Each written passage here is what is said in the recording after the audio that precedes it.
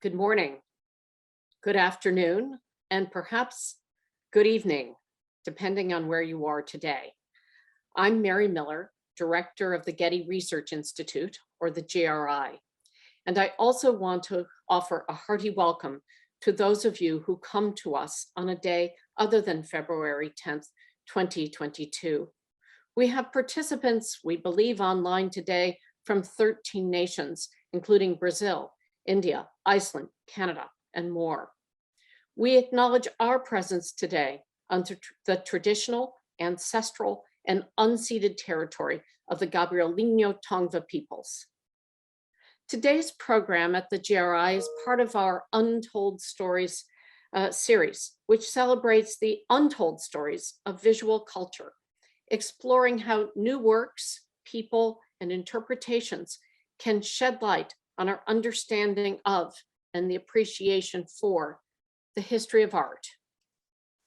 We turn today to the Sun King at sea, to the late 17th century, and to Louis XIV, revered for his patronage of art and literature in France in the late 17th century, under what we often politely think of as absolute rule, not necessarily iron fist. We have much to learn. Where I am standing in California was at the very time an undisputed part of Spain, New Spain. Other parts of what are the United States were France and Great Britain, and when most of North America only mattered in terms of resources and as a secondary chessboard, and when most of the real action internationally was in the Mediterranean. Everywhere, these European nations participated in the international slave trade, but it was not the story they necessarily wanted to tell about themselves, nor did their successors. Meredith Martin and Gillian Weiss embarked on their journey into the sea of images by interrogating the received wisdom and standard interpretation of the Sun King's rule. They started this project a decade ago, working carefully together, and we're pleased to have published their book just a few weeks ago now, and there's already a lot of buzz. They have much to tell you today, and they will guide us to see the complexity and misery of the human condition and the cruelty of humans to one another. All is revealed in the visual and historical record. I just want to say that some of what they have to share with you visually and textually is disturbing. On another subject, there's going to be a link in the chat to receive a discount on the book. And our Getty host today will be posting that link periodically for you. There you go, to enter the code that we will use in order for you to have your own copy of this important study. And we have a tight script today, but you'll see that the Q&A window is going to be open to you from right now to start to pose questions. Please start using it as questions come to you, and we'll save them for later in our program. Now, on to the program. Meredith Martin is Associate Professor of Art History at New York University. She's an art historian specializing in French art, architecture, empire, and intercultural exchange from the late 17th to early 19th centuries. Gillian Weiss is on the faculty of Case Western Reserve University. She's a historian specializing in early modern France, its relations with the Islamic world, and Mediterranean slavery. Our interlocutor, commentator, and moderator today is Junko Takeda, professor of history at Syracuse University, and her work intersects the politics and history across southern France, the larger Mediterranean, Iran, Armenia, and Asia in the early modern period, in many ways a microcosm of the greatest political interactions of the world in 1700. I now turn this over to Meredith and Gillian, who will kick this off.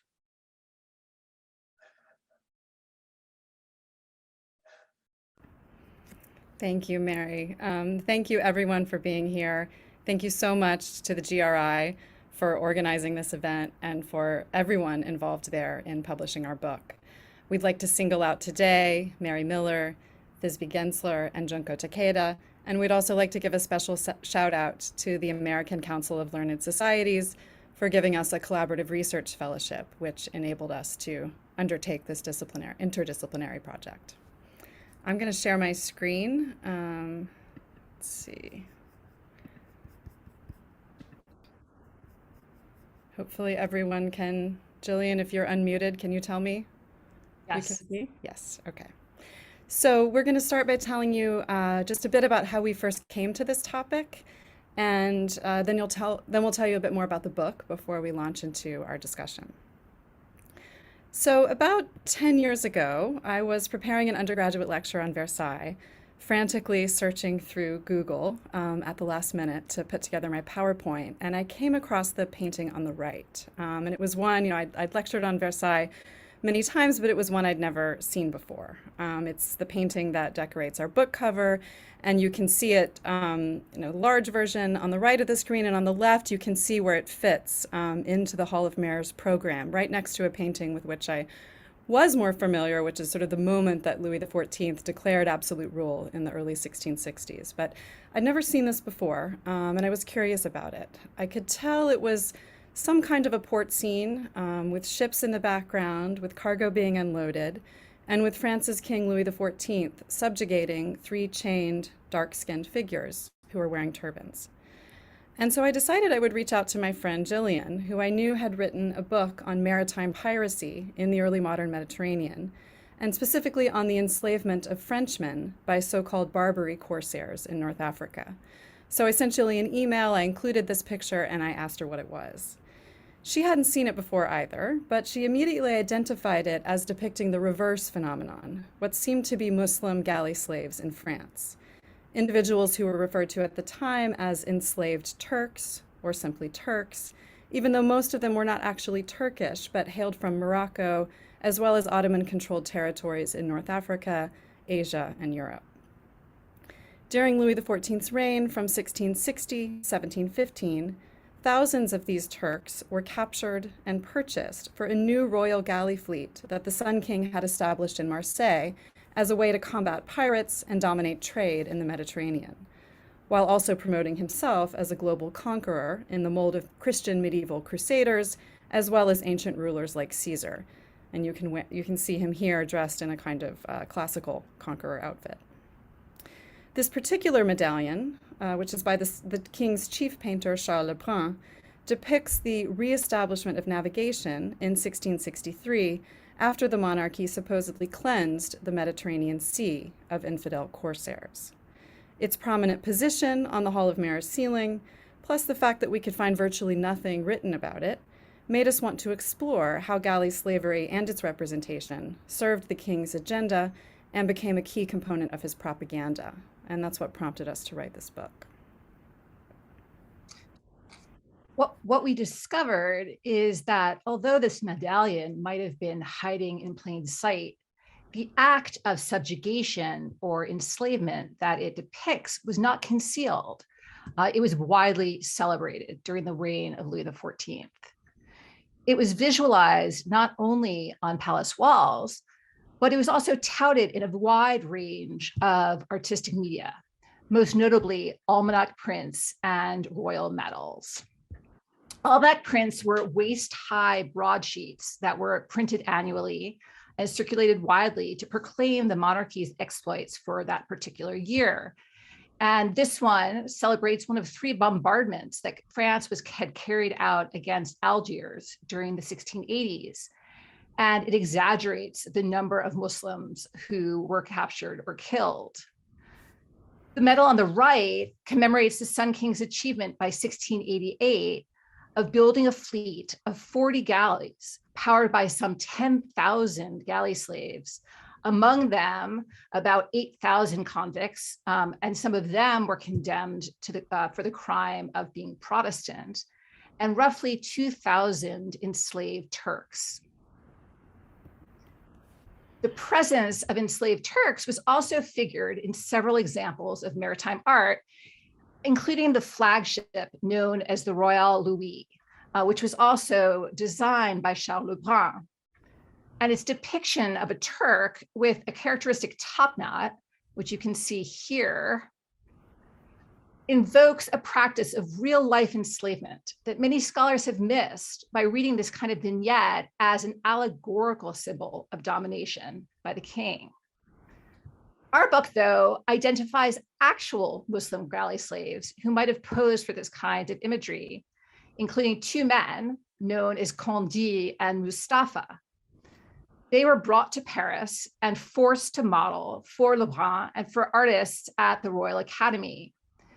And they seem later to become manservants for Louis XIV's minister, Colbert, which means that they fared somewhat better than the thousands of other Turks who suffered horrible living and working conditions, both during naval campaigns and during the winter months when they labored at port. Based on archival evidence, we know that some enslaved Turks worked in Marseille or in the arsenal to help construct and to decorate the ships that they rowed.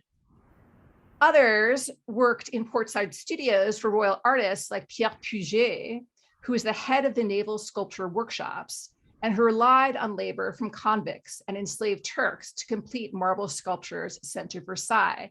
And there's an example of one of them on the left.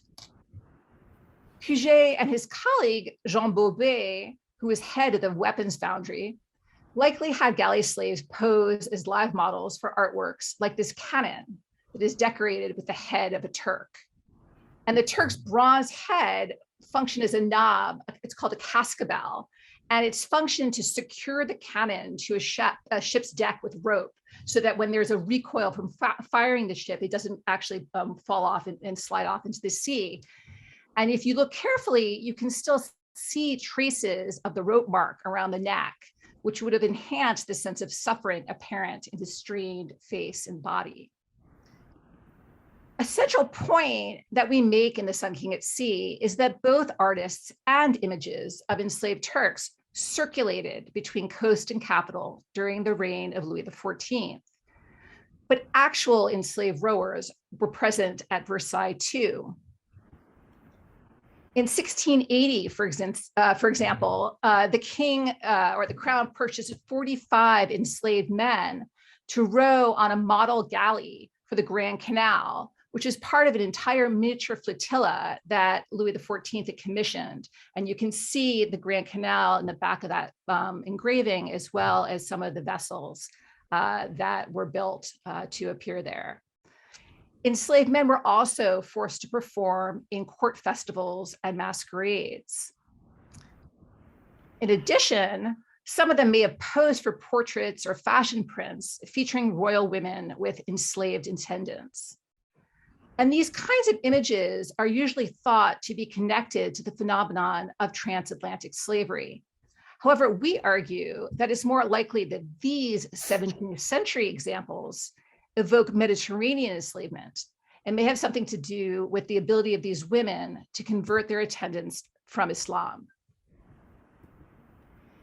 In our book, we also look at a trove of illustrated maritime manuals made by naval officers in Marseille, who near the end of the 17th century were trying to make a case for the ongoing importance of maintaining galleys and enslaving Muslims at a moment when this practice was starting to decline, or when attention was starting to shift toward the Atlantic sphere. These manuals revealed that such maritime propaganda wasn't just a royal or a top-down phenomenon, and that the interests of these officers were sometimes opposed to the crown's. Images like the cartouche on the right, for instance, attempt to argue visually that French sea power depended on harnessing the supposedly superior strength of enslaved Turks. And they also express a kind of compensatory violence that may have related to the demoted status of the naval officers who made them. We can also see this violence in an aerial view from the same manual that shows enslaved rowers crammed together, 5 to a bench, among whip-bearing seamen. It bears a striking resemblance to the famous image of the Brooks slave ship, which was later repurposed by abolitionists as an icon of human suffering and barbaric cruelty. The earlier galley image, by contrast, conveys no such critical message. Rather, it celebrates power, violence, and mastery, and tries to elicit similar feelings in viewers. One final place that enslaved Turks show up are in a set of monumental canvases by galley painter Michel Serres, depicting Marseille's Great Plague of 1720, which killed 40% of the city's population. In our final chapter, we argue that Serre exaggerated the presence of enslaved Turks, in part to engage anxieties about the source of the contagion, which was believed to come from Muslim lands, as well as concerns about global trade, at a moment when the John Law international financial scandal had ravaged France's economy and eroded public trust. So why is it that, given all the material we found or compiled, has this story been largely overlooked in both of our fields? Among historians, we think it has to do in part with the early modern legal maxim, "There are no slaves in France," reflecting the principle that any enslaved person set foot in French territory had to be set free. What this meant was that slavery could exist in the colonies, but not in the metropole. But clearly the phenomenon of Mediterranean galley slavery gives lie to this myth. Among art historians, we think it has to do with a number of factors. First is a tendency to pay more attention to Paris and Versailles, or to the center, rather than the coastal periphery, even though the Mediterranean sphere, as we show, was key to the shaping of the Sun King's image and in fact was on view in the capital. Second is the fact that lots of maritime art is ephemeral and simply doesn't survive. And third, that art history's global turn has tended to focus more on elite passengers and on luxury goods transported by ships, such as porcelain or lacquer, rather than the ships themselves, and let alone their multi-ethnic personnel. Such accounts sometimes emphasize or even romanticize the free-floating mobility of elite persons and things at the expense of the labor and the violence that made it possible. That said, Gillian and I are both quite sure that we could never have written this book without each other. As an art historian, primarily focused on images and objects, and as a historian, focused on archival documents. It was really only when we combined our different disciplinary perspectives and training, and when we brought together images like this aerial view of a galley with this naval register of enslaved Muslims newly arrived at port, that we truly understood the scope and the significance of Mediterranean galley slavery in Louis XIV's France. And ultimately, we feel, or we hope, that the book is more than the sum of its parts. So I'm going to stop sharing now and turn it over to Junko for a response.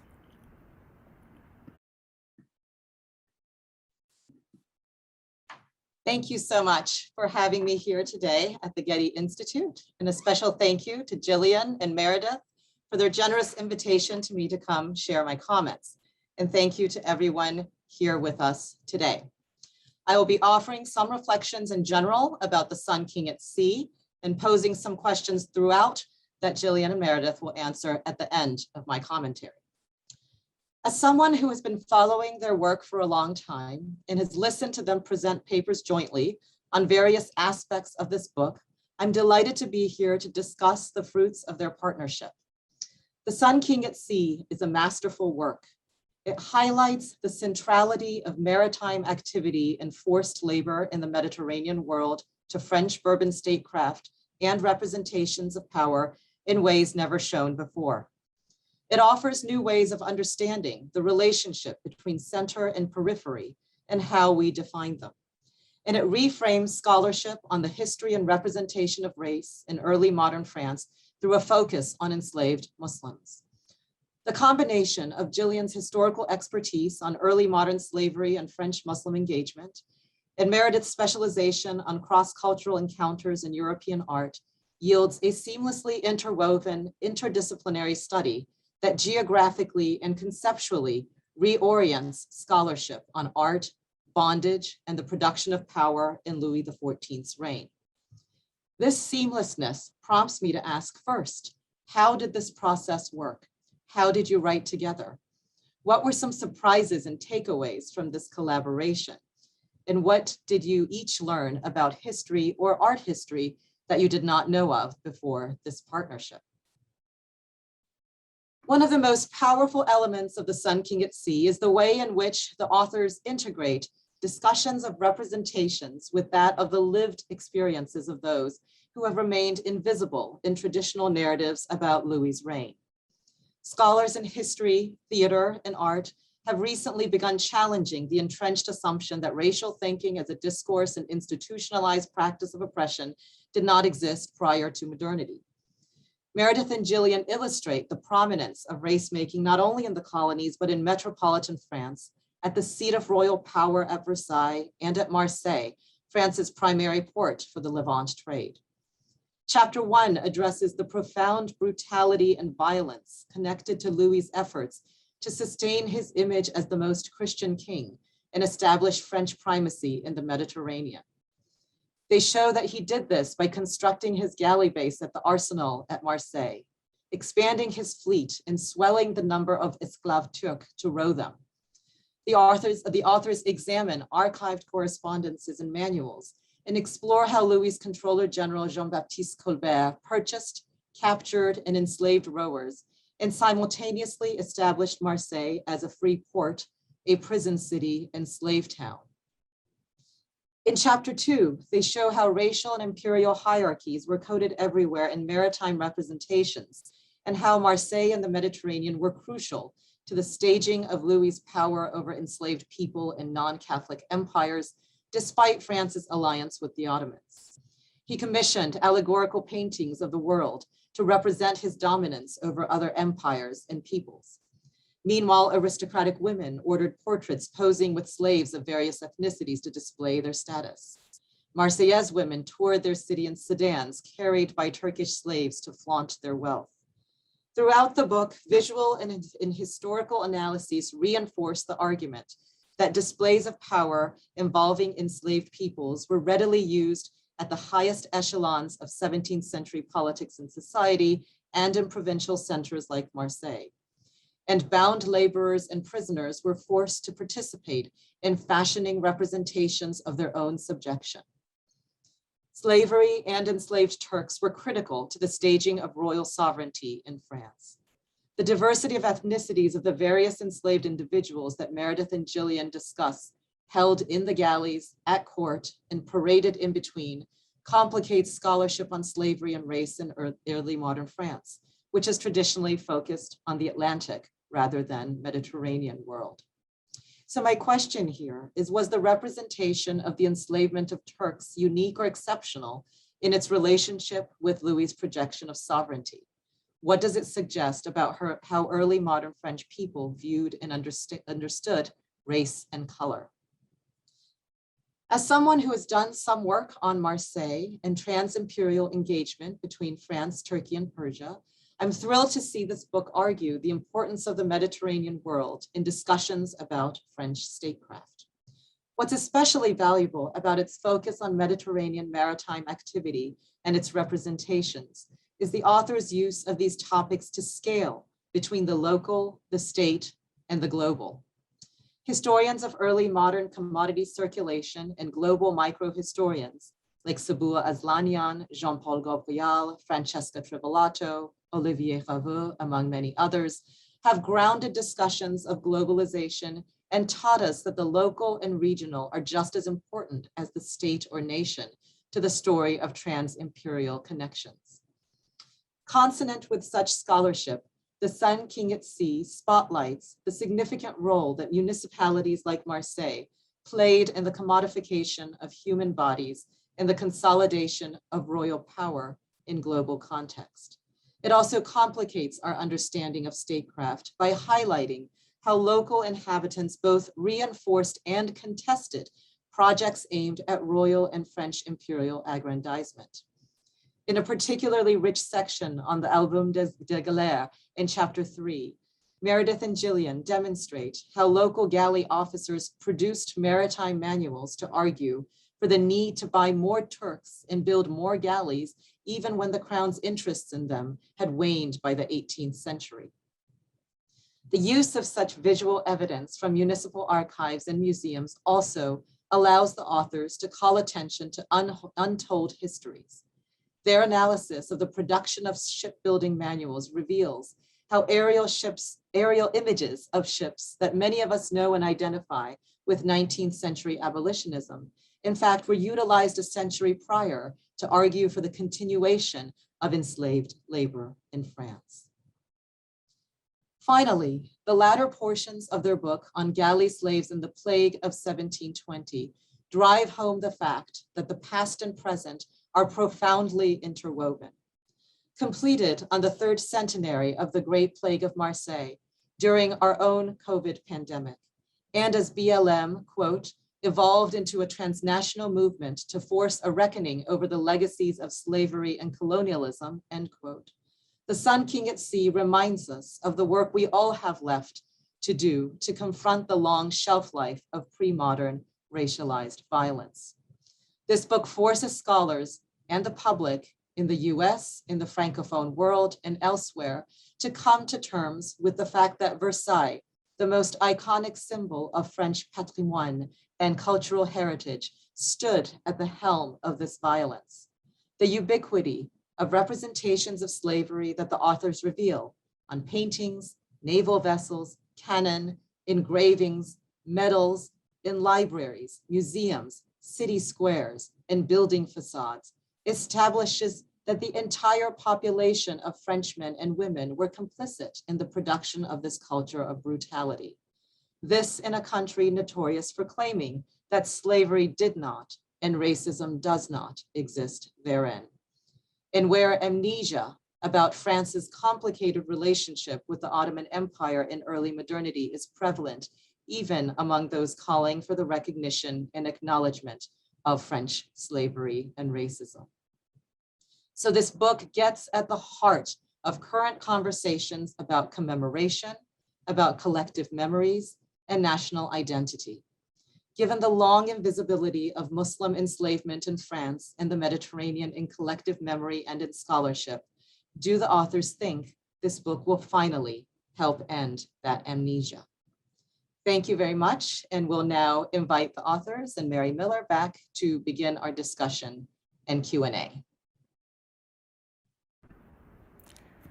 Thank you so much, Junko, for that beautiful response and for all of your thought-provoking questions. I am going to go back. We have a couple of images, additional images to show. So let me go back to sharing my screen.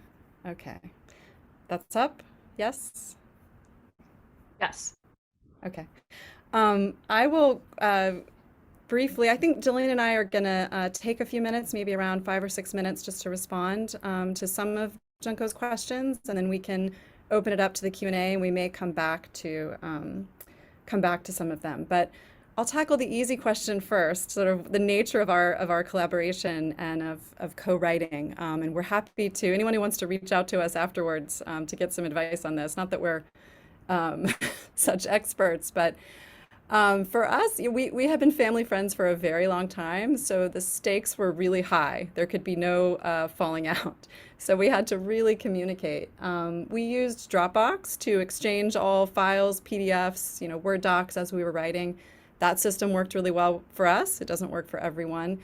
And I know that when some people embark on collaborative books or articles, they might write separate chapters and then bring them together, or separate sections. And we really wrote virtually every paragraph together. We were constantly sharing things, emailing back and forth. I mean, there were some natural breaks in terms of a part of a chapter that was more image-driven or more sort of archivally driven. But in the end, I would say that I'm not sure we can even distinguish our sentence, who wrote which sentence. So it was an incredibly close working relationship, and luckily it succeeded for us, although it may not be for everyone. I would also just add that as a historian, I know that art historians often get very irritated with historians for using images as illustrations rather than considering objects and images as sources of historical knowledge. And for me, it was really, I feel like I learned a tremendous amount from Meredith in learning how to do visual analysis. But at the same time, what was striking to me is how there are some historical phenomena that seem to leave more of a visual than a textual trace. I think in terms of Junko's second question about how unique or exceptional Louis XIV's projection of sovereignty was, I think it's important to say first off, and as we say in our introduction, that the practice of enslaving Muslims and of representing them as propaganda didn't originate with Louis XIV. And in fact, a famous artistic precursor is Pietro Tacca's Quattro Mori monument, which was made earlier in the 17th century as part of a statue commemorating Ferdinando de' Medici, leader of the Knights of Santo Stefano, who were committed to combating Barbary piracy in the Mediterranean. A young enslaved Moor identified as a man named Morgiano, along with an older Turk named Ali, whom you see here on the right, posed as models for Tacca's monument. He studied manuals visiting Livorno's slave prison, and this monument stood at the entrance to the Medici harbor of Livorno as a warning to any enemy of Christendom who might cross Ferdinando's galley fleet. So Louis XIV wasn't the first to do this, but he did take it to new heights, and he did so in part, as we argue, to deflect criticism by fellow European rulers regarding France's longstanding commercial accords or capitulations with the Ottoman Empire, as well as his own signing of peace treaties with North African states.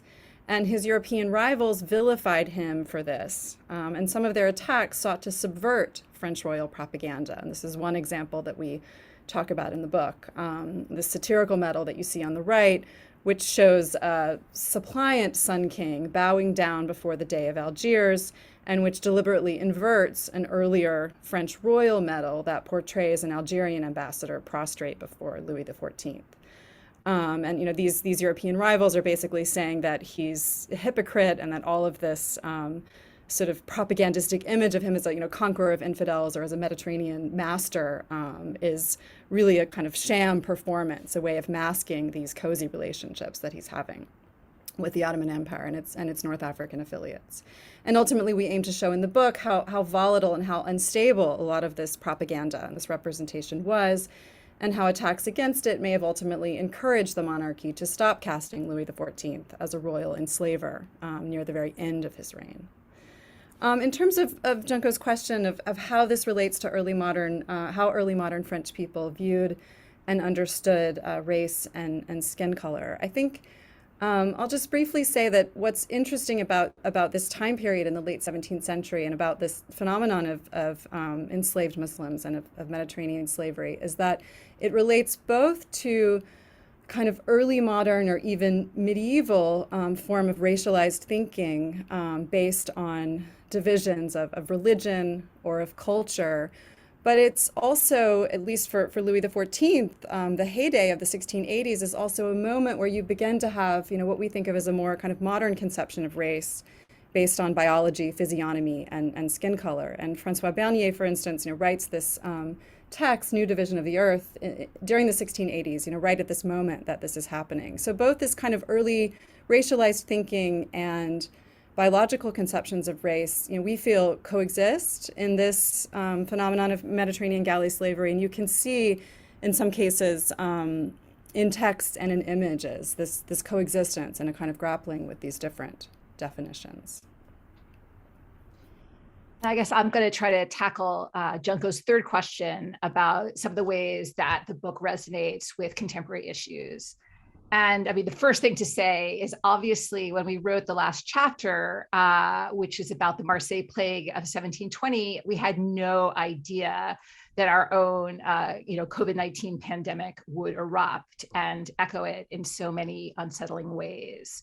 And something that we've written a little bit more, during the beginning of the lockdown is a piece that considers how pandemics, both of the past and of the present, have a pretty ugly tendency to blame the source of contagion on the same foreigners that are tasked with cleaning it up. And so that's, some of the themes that we make in our last chapter about the Marseille plague. The other thing we couldn't have, imagined is that we would find ourselves in the midst of a global historical reckoning over the legacy of Atlantic slavery. And, for now, there have been really very few analogous efforts to remember the enslavement of Muslims on Mediterranean galleys, whether in museums or in monuments. And it's interesting that in Marseille, there are very few historical markers at all related to the galleys or the naval arsenal. You can see here a painting from the 17th century that gives you a sense of the scale of the shipbuilding complex in Marseille. And all that's left of it now is just a building that's been turned into an Ibis budget hotel. And none of the markers around where the arsenal used to be mention anything about enslaved Turks. In fact, the only so-called monument to enslaved Muslims in the city is a so-called old mosque of the Arsenal of the Galleys, which you see on the left. And it's in a park on the outskirts of the city. And in fact, there was no such Muslim place of worship at all inside the Royal Arsenal. The mosque is a fake, and it's actually the remnant of a 19th century Egyptian themed cafe. So, we hope that this book, which is going to get translated into French as well, will raise awareness about the enslaved Turks who labored in Marseille and on vessels built there, and that eventually, perhaps, that they'll, get their due. Okay, I'm going to stop sharing my screen, and then I think we're going to move to the Q&A. Thank you so much for this stimulating conversation. And one of the points you just touched on, Gillian, raises an interesting question, which is, it's going to be translated into French. Has there been any response to this work in France so far, or anywhere other than perhaps the places where you've given some talks, and particularly in the United States over the past few years? So what are people outside the United States, and particularly in France, thinking? I mean, I spent a year in Marseille, while we were writing the end of this book, and I know that there's been a lot of thinking about parallels with the Marseille plague because of the coincidence of the 300th century arrival of COVID-19.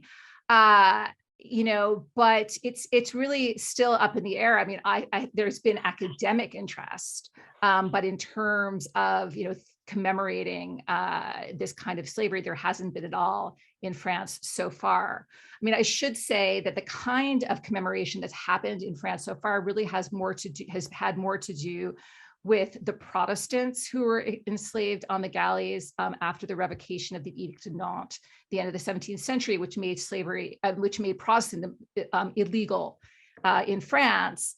And so, though the descendants of those people, have sought to commemorate the galleys. But if you think about it, enslaved Muslims in France really don't have a constituency of the sort that Protestants do to raise awareness about their legacy and the labor that they performed under Louis XIV.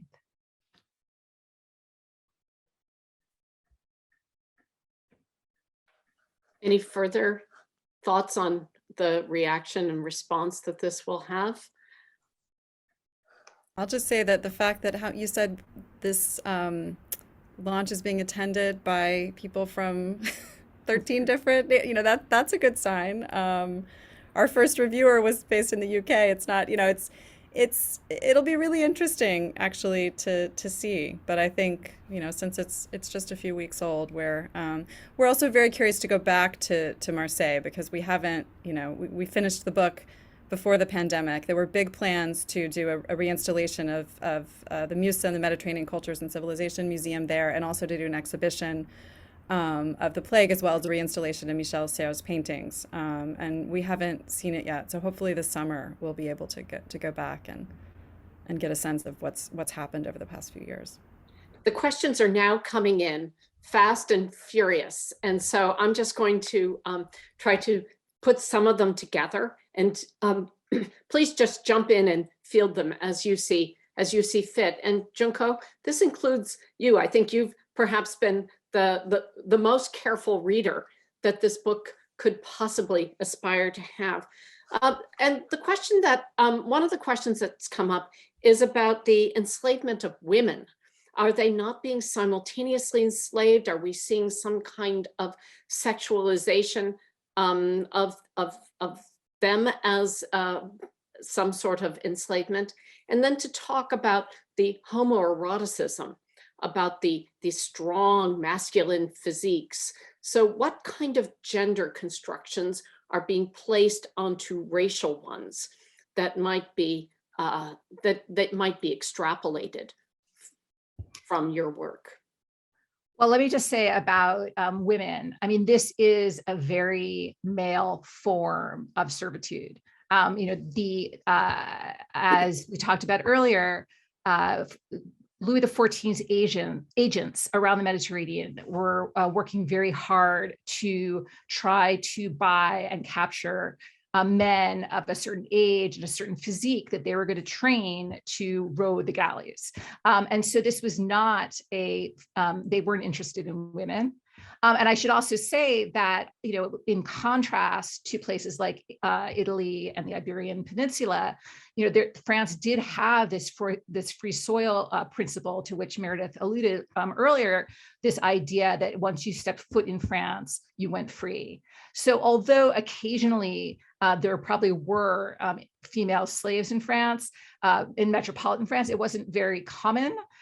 Or it was, and we're talking about this form of galley slavery, which did not involve women at all. That said, there are, a couple of examples of women who ended up in Marseille, who had, including Muslim women who had relationships with galley slaves and so on.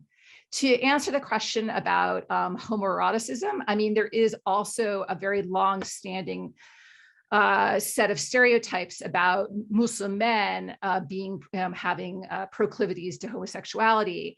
And I think that it's certainly possible that some of that gets reflected in their representation. But I can also say that there was a lot of concern about sodomy among rowers in the galleys.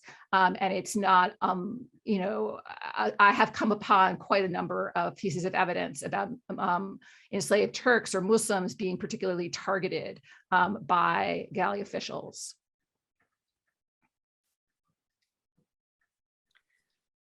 I think I won't. Junko, do you have anything you want to add? I think if we both, this has happened before, when we both respond to every question, we only get to answer half of them. But okay, I know this. All right. So I'll keep launching into these, and although the next question I'm going to ask is historically based, and I think we'll probably go to Gillian, I'm also going to try to think about the ones that are more visually informed. Okay. And I just also want to say that all the questions begin with, this has been amazing. Thank you so much. So I won't repeat that. But what about individual lives? So the fact that in the inventory, a note of someone named Mustafa, what do we know? And it's people who are drowned. Do we know anything about reclaiming individuality? Rather than anonymity? I mean, we know quite a bit about a lot of people, but we don't, it's very hard to trace entire life trajectories, so because of these kinds of inventories, we know because of the marginalia that you can see. And then I've been able to, to cross-reference some of this, things that you see in registers and other kinds of administrative correspondence, as well as through letters that some of these enslaved Turks wrote back to their places of origin. I can tell you about somebody that he was brought at a particular time, that he's from a particular place, that he decided to convert to Catholicism, that he got sick and recovered or drowned or worked, but it's only in a very few number of cases that I've been able to tell you, able to uncover much more about what happened to these people. But there are some. There's Yeah, a sense oh, sorry. Go ahead. I was say it was really important to us. That's one of the reasons why this naval register and having it, in a kind of prominent place in the book to try to recover wherever possible. But of course, with representation, that gets kind of tricky, right? And for example, in those portraits of court women at Versailles with enslaved attendants, we were able, we were kind of struck by references that we found in the archive to enslaved attendants who were coming either, as products of Mediterranean slavery, or sometimes who were presented to these court women who had a lot of affiliations with German states, Central European states, as kind of gifts from the Ottoman Habsburg war front. So we had archival documentation of the real life presence of these attendants that belong to the women who are identified and portrayed in these images.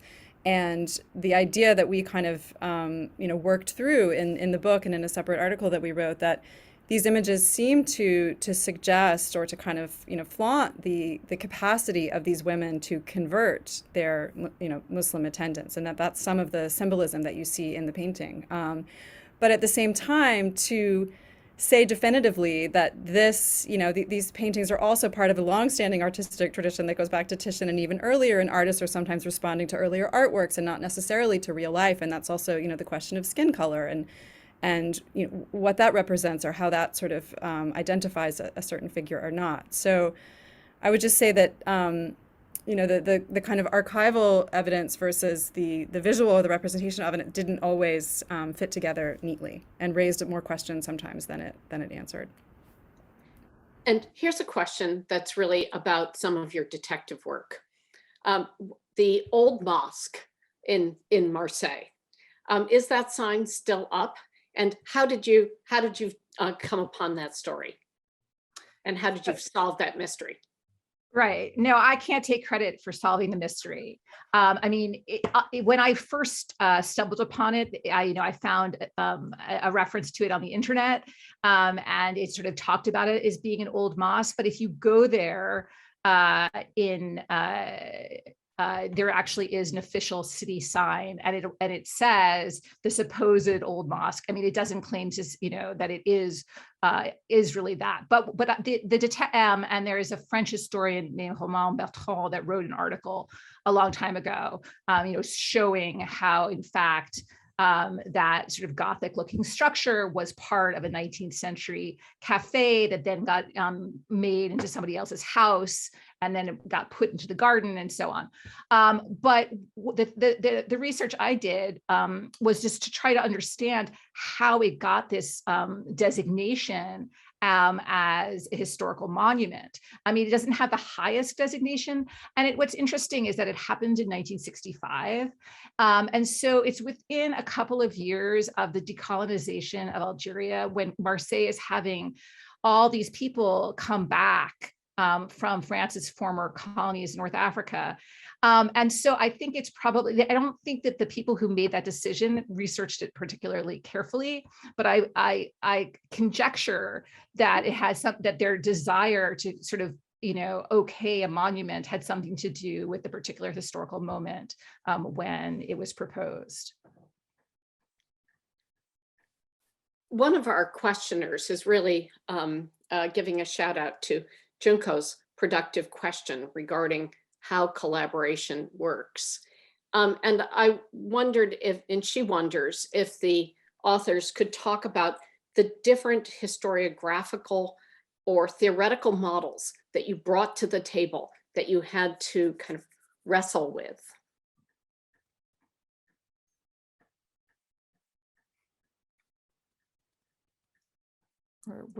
We're stunned into silence. I don't know that we had such different historiographical models per se. I think that my sense, and Meredith should jump in, is that within the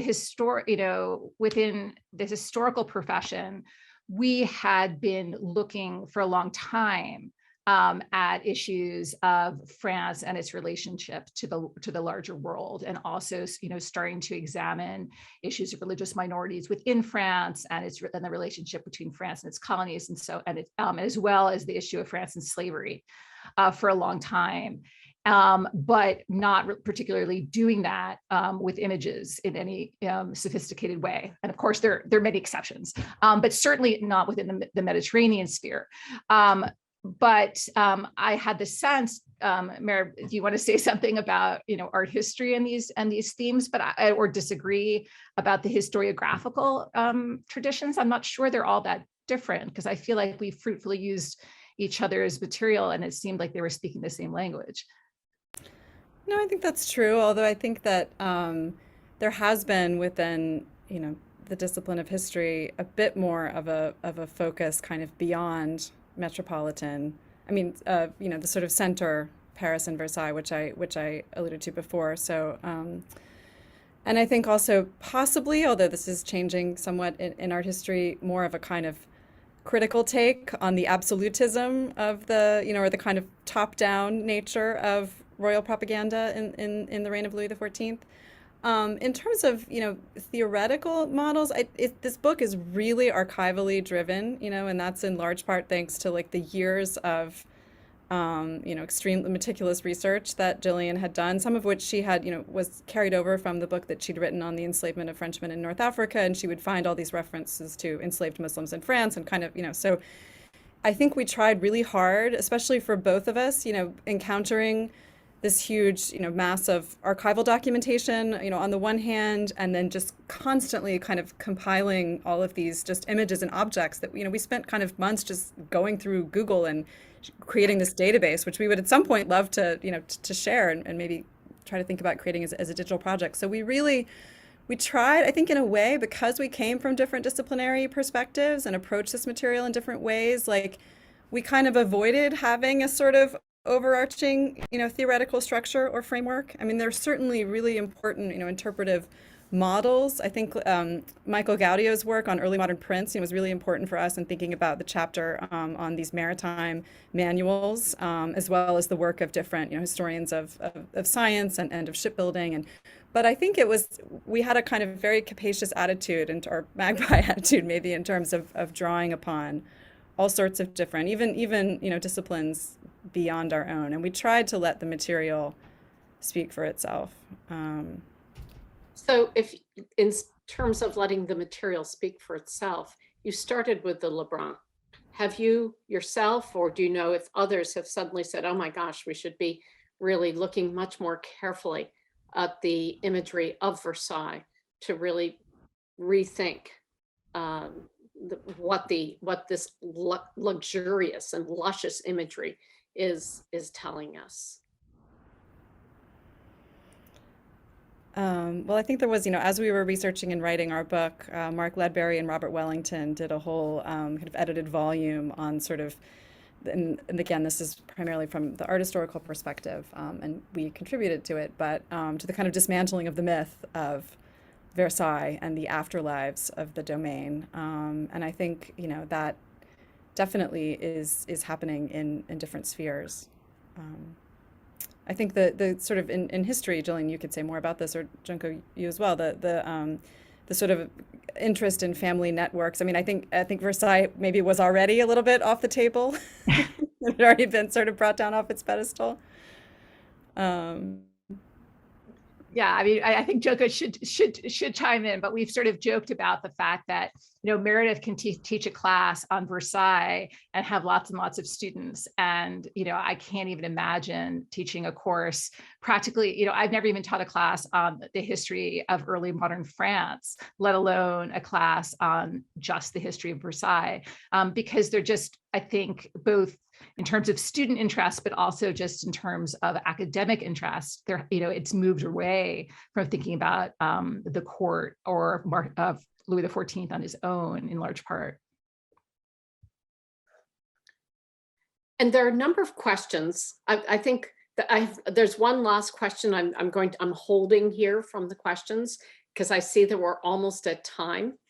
But there are a number of questions that really focus on what is the economy of this? There are French slaves in North Africa. There are North African slaves in France. Who's making money? Where's the wealth? How is new wealth being generated? And how can we, how do you track that? And what can we learn from these practices about capital?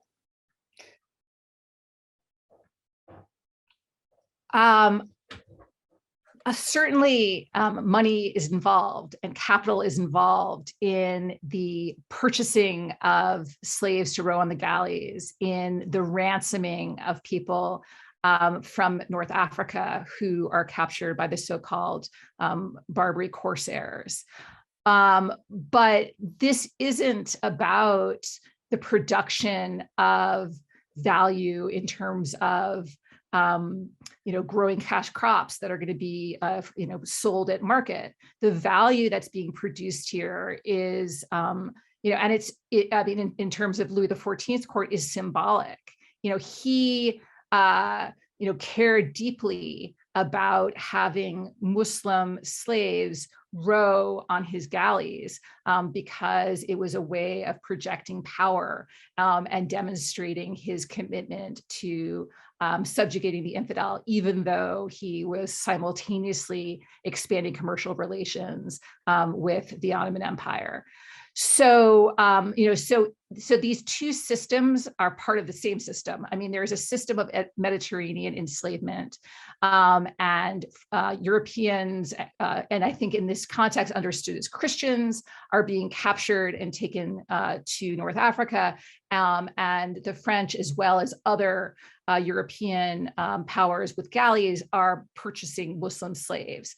But it's not symmetrical. So the numbers are different on the two sides.